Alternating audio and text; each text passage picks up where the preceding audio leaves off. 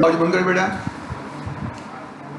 ओम नमः सिद्धिभ्यः नमो अरिहन्ताणं नमो सिद्धाणं नमो आयर्याणं नमो वज्रायाणं नमो लोये सव्साहुं मंगलम भगवान वीरो मंगलम गौतमो गणी मंगलम पुण्डकुंडार्यो जैन धर्मोस्तु मंगलम सर्वमंगल्य मंगल्यम सर्वकल्याणकारकम प्रधानम सर्वधर्माणां जैनं जयतु शासनम् जयतु शासनम्। नमः श्रीवर्धमानाय निर्धूतमकलिलात्मने सालोकानं त्रिलोकानं यद्विद्यादर्पणयति चेतीले चेतं चेत्या विना किं चालसि।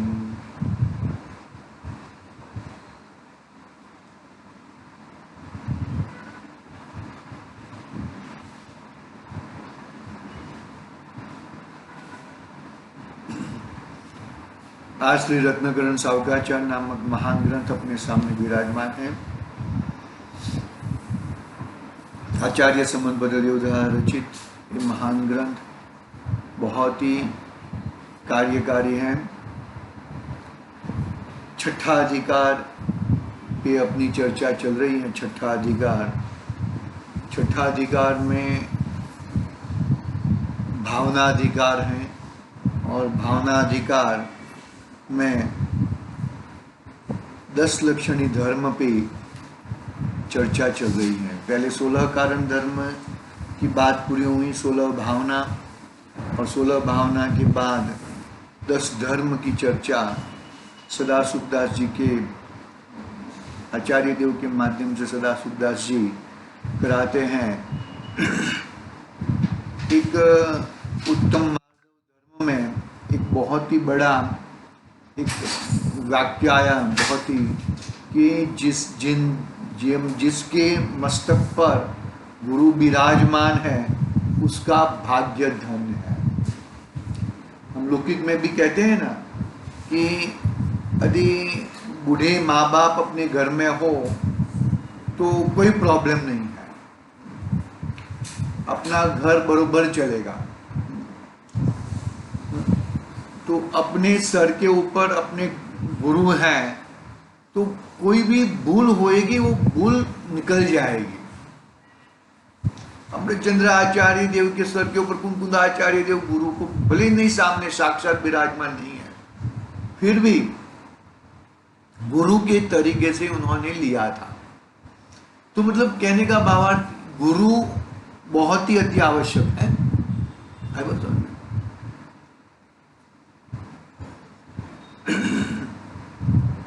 देखो मैं पढ़ता हूँ, वो लाइन पढ़ता हूँ जरा और फिर हम लोग आगे। जिनके मस्तक पर गुरु विराजमान है वे धन्य भाग्य है, उनकी भाग्य धन है। अपने पास जिनवाणी है, अपने पास परम गुरु है ना। जय जय नाथ परम गुरु हो। अरिहंत भगवान को परम गुरु कहा। और भी बहुत सारे गुरु हैं। मतलब हमारी कहाँ पे भूल हो रही है वो गुरु हमें बचा लेते हैं। हमें गुरु हमारे होने चाहिए। वो सब लोग बोलते हैं कि उनके गुरु कौन है, तो वो गुरु से अपनी पहचान होती है। अभी मानो कि मेरे गुरु कहान गुरुदेव है, तो कहान गुरुदेव से मेरे भाई नहीं भाई, इनकी एक जो तत्व वाली बात, एकदम तत्व वाली बात, द्रव्यानुयोग वाली बात, चरणानुयोग वाली बात एकदम कड़क होएगी बात। याद रखना, चरणानुयोग ऐसे क्रियाओं का नाम चरणानुयोग नहीं है भैया। अकेली क्रियाओं का नाम अपने स्वभाव में बैठकर जो क्रियाएं होती हैं, क्रियाओं का कर्ता न बनते हुए एक क्रिया, अधिकतर क्रियाओं के कर्ता बनेगा तो और प्रॉब्लम हो जाता है। क्रियाओं का कर्ता यानी कि मैंने उपवास कर दिया, मैंने चौविहार किया, मैं रात्रि भोजन का त्यागी हूँ, वो सब चढ़ना, उसका वो करना है, लेकिन उसके कर्ता नहीं बनना है, वो द्रव्याम योग बताता है। और चरणान योग ये बताता है ये सब क्रियाएं होनी चाहिए। तो दोनों तरीके से ये गुरु की देन है। चरणान योग देखो कहाँ गुरुदेव के, कांची स्वामी के इतना कड़क चरणान योग, कोई बोल नहीं सकता है उनके बारे में। उनके रूम में कोई अकेली स्त्री का प्रवेश नहीं है, ऐसा है। मतलब ऐसे गुरु हमारे होने चाहिए। आध्यात्म भी बताते हैं और ये भी बताते हैं, बहुत ही जहाज रूपी, देखो अपना थोड़ा रह गया ना, ठीक है। जहाज रूपी आर्जव धर्म ही कार्यकारी है। जिस समय मायाचार जान लिया जाता है उसी समय प्रीति भंग हो जाती है। जिस समय मायाचार जान लिया जाता है उसी समय प्रीति भंग हो जाए। बहुत सारा समय का रिकॉर्डिंग चला गया, कितने मिनट का, 7-8 मिनट का पॉज किया था, तो पॉज वापस वो हुआ नहीं, कोई बात नहीं। वो जो समय में जैसा होना है वो निश्चित है, उसमें कोई कुछ रुकावट कर सकता नहीं है। बात क्या है यहाँ पर, आर्जव धर्म यानी कि मायाचारी के अभाव में आर्जव धर्म प्रकट होता है ना। तो मायाचारी कैसे हटे, मायाचारी क्यों करता है ये जीव? उसको ऐसा लगता है कि मैं इसका पक्ष लूंगा, इसको आगे लाऊंगा तो मेरा हित होएगा। तेरा हित है ना, तेरे पुण्य पाप के अधीन है, तेरे पुण्य पाप के अधीन है। कोई तेरा हित दूसरा कर दे और तेरा अहित कर दे दूसरा कोई, ऐसी तेरे कर्म के अधीन है, वो तेरे कर्म के अधीन है। कोई बहुत कुछ चाहे, कोई बहुत ही अहित करना, लेकिन अहित नहीं हो सकता उससे। और बहुत सारे लोग हित करना चाहे किसी का, लेकिन उसका हित नहीं हो सकता। क्यों? बहुत वर्तमान युग में ऐसे बहुत सारे उदाहरण हैं, और यहाँ पर भी भरे पड़े हुए उदाहरण हैं। देखो, एक जगह पे देखो, कर सकते नहीं हो तुम, उसका पुण्य का उदय, उसका कर्म का उदय है, तो आसमान से वो आ जाएगा, वो चीज निमित्त ढूंढना नहीं पड़ेगा, आसमान फाड़ के आ जाएगा। और तेरा बुरा होना है तो चाहे कितना भी हो जाए। देखो चक्रवर्ती की लड़की कि कितना बुरा उदय आया, और बहुत घने जंगल में जाना रहना पड़ा 3-3 हजार वर्ष तक, है ना। अपने भरे पड़े हैं भैया। तो मायाचारी का अभाव करो, बहुत खतरनाक है। क्रोध, मान और माया और भी खतरनाक है। और लोभ को तो पाप का बाप कहा ही है। लोभ के कारण तो बहुत आएगा बात उत्तम शौच धर्म में। जिस समय मायाचार जान लिया जाता है उस समय प्रीति भंग हो जाती है। जैसे कांजी डालने से दूध फट जाता है, मायाचारी अपना कपट बहुत छिपाता है, परंतु वह प्रकट हुए बिना नहीं रहता। प्रकट हो ही जाता है वो, चाहे कितना भी करो। दूसरे जीवों की चुगली करना, वह दोषों बतलाना, वे स्वयं ही प्रकट हो जाते हैं। मायाचारी करना तो अपनी प्रतीति बिगाड़ना है। मायाचारी से समस्त हितैषी बिना किए ही बैरी हो जाते हैं। सब अपने अपने मायाचारी करने से सब अपने अपने हितैषी बिगड़ जाते हैं। जो व्रती हो, त्यागी हो, तपस्वी हो, किंतु जिसकी कपट एक बार भी प्रकट हो जाए तो सभी उसे अधर्मी मानकर कोई भी उसकी प्रतीति नहीं करता है। कपटी की तो माता भी प्रीति नहीं करती। कपटी तो मित्र द्रोही, स्वामी द्रोही, धर्म द्रोही, कृतज्ञ है। तथा यह जिनेंद्र का धर्म तो छल कपट रहित है। जिस प्रकार टेढ़े म्यान में सीधी तलवार प्रवेश नहीं करती, उस प्रकार कपट के वक्र परिणाम के हृदय में जिनेंद्र का ये आर्जव रूप सरल धर्म प्रवेश नहीं करता। कितनी जबरदस्त बातें हैं। बहुत ही आर्जव धर्म क्रोध दिखता है, मान नहीं दिखता। माया अंदर से उल्टी चलती है। अरे मायाचारी जीव तो अंदर से खतबदता है। मैं तो कहता हूं मान से भी मायाचारी बहुत खतरनाक है। राग का परिणाम है ना, वो द्वेष रूप है। क्रोध और मान द्वेष रूप है और ये राग रूप है। तो अंदर में अरे इसका कुछ, अरे कुछ, अरे कुछ, कितना इतना खतबद करता है कि ना पूछो की बात।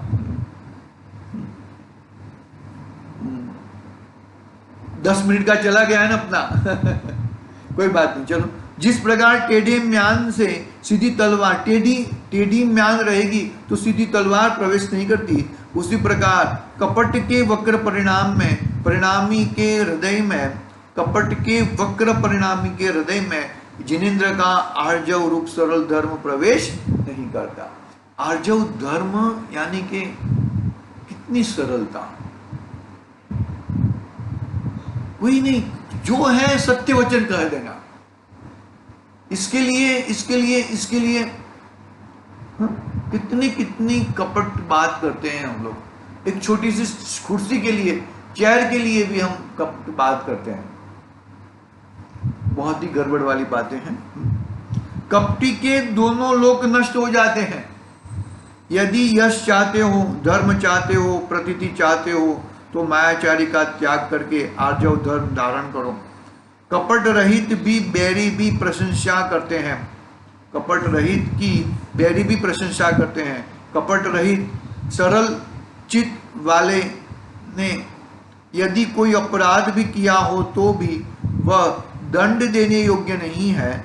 आर्जव धर्म का धारक तो परमात्मा के अनुभव करने का संकल्प करता है, कषाय जीतने का, संतोष धारने का संकल्प करता है, जगत के छलों का दूर से ही परिहार करता है, आत्मा को असहाय चैतन्य मात्र जानता है। आत्मा को असहाय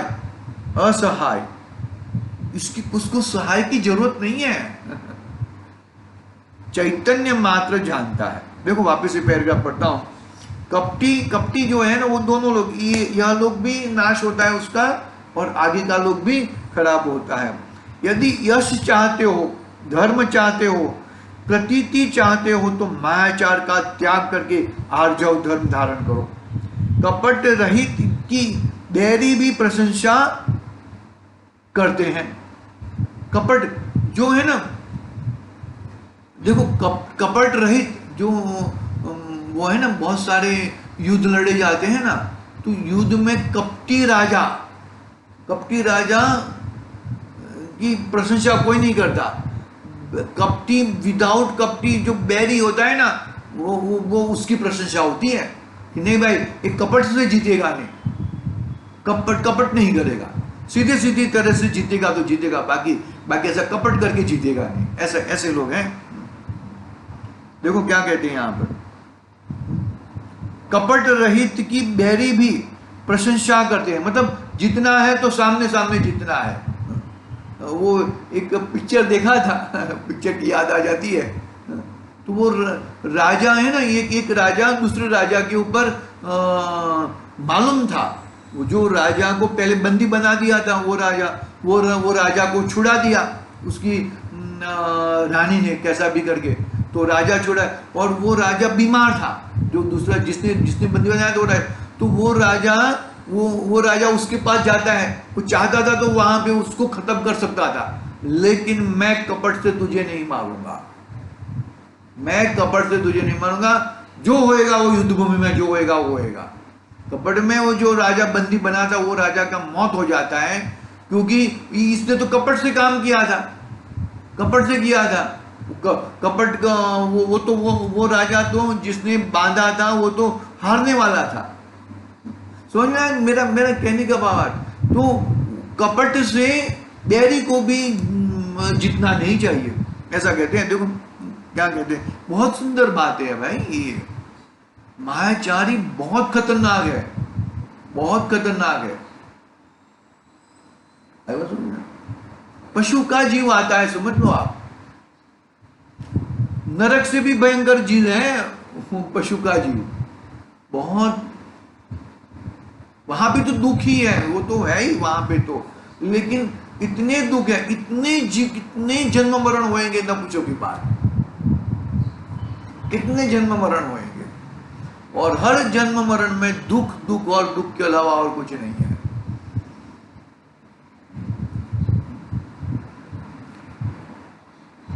कपट रहित की बैरी भी प्रशंसा करते हैं, बैरी की भी प्रशंसा करते हैं। कपट रहित सरल चित्त वाले कि ने यदि कोई अपराध भी किया हो तो भी वह दंड देने योग्य नहीं है।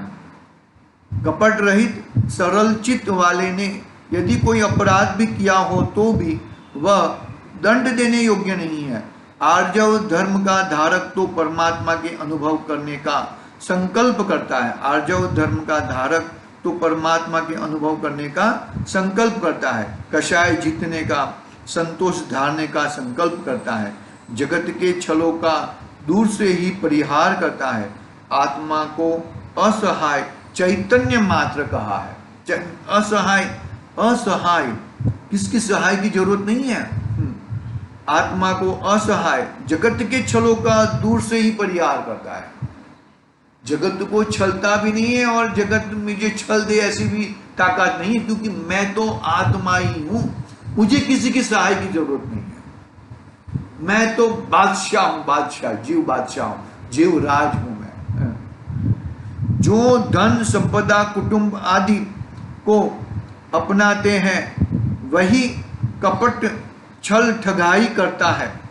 जो धन संपदा कुटुंब आदि को अपनाता है वही कपट छल ठगाई करता है। जो आत्मा को संसार परिभ्रमण से छुड़ाकर परद्रव्यों से अपने को भिन्न असहाय जानता है, वह धन जीवन के लिए कपट नहीं करता है। अतः यदि अपने आत्मा को संसार परिभ्रमण से छुड़ाना चाहते हो तो मायाचार का परिहार करके आर्जव धर्म धारण करो। इस प्रकार आर्जव धर्म का वर्णन किया है।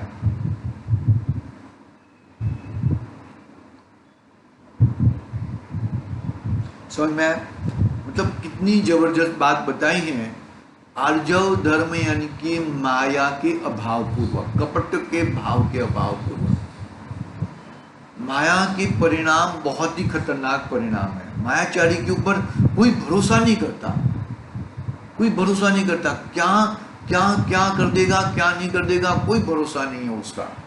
तो वो भरोसा छोड़ना चाहिए। वो भरोसा कोई अपना बुरा, और अपना बुरा, अपने आत्मा का बुरा, अपना स्वभाव का बुरा। कपट न कीजे कोई किसी भी प्रकार का कपट नहीं करना चाहिए। कोई भी है, सामने सामने बात करो, जो भी है। तुमको ऐसा लगता है कि मैं तुम्हें नहीं बताऊंगा, मुझे तुम्हें नहीं बताना है, तुम तुम्हारा खुद देख लो। सीधा स्ट्रेट बात करो, कुछ छुपा के कोई बात करने की कोई जरूरत नहीं है। ठीक है, इस तरह उत्तम आर्जव धर्म की बात पूरी हुई है, तीसरे धर्म की। कल चौथे धर्म सत्य धर्म की बात करेंगे, और शौच धर्म पांचवें क्रमांक पे है। ठीक है, कहीं पे ऐसा भी लिया है, शौच को चौथे नंबर पे लिया है और सत्य को 5वें नंबर पे लिया है। कोई प्रॉब्लम नहीं है इसके अंदर, देखेंगे। ओम नमः सिद्धि। निज निधि निज में